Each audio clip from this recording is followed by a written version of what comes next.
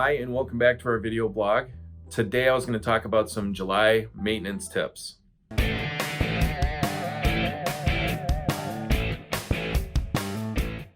So some quick maintenance tips. You should make sure that your gutters are cleaned and also that your downspout extensions are getting the water away from your foundation. My neighbor's maple tree dropped a whole bunch of those seed packets and completely filled up one of my gutters. And now that tree is done dropping them, I've cleaned out the gutters so that they drain properly. You need to get the rainwater away from your foundation. So those downspouts that you fold up when you mow, make sure those are folded back down to get the water away from your foundation. Another thing is to make sure you don't have any tree branches touching or close to touching your roof. It can shorten the life of your roof, but it also can allow critters to get from trees onto your roof, and once they're on your roof, sometimes it's easier for them to find a way into your house and into your attic. Since it's hotter out and maybe inside your house as well, it's a good time to think about vacuuming those refrigerator coils off so your refrigerator isn't working so hard and shortening its life.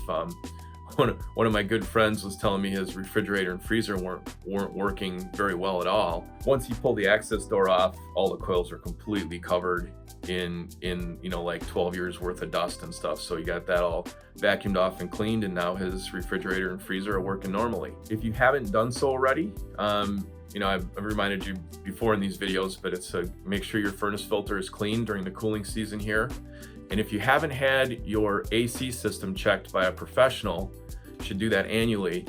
This would be a great time because not only can they check your AC, you can usually get a discount if they're going to also check your furnace and get it all knocked out in one trip. While you're thinking about doing these other things, it's a good time to take a peek at your fire extinguishers to make sure they're all charged properly. Along with that, it's a good time to check your smoke detectors and also your carbon monoxide detectors to make sure they're functioning properly. A couple other quick things that I can think of are your fan for over your oven and range.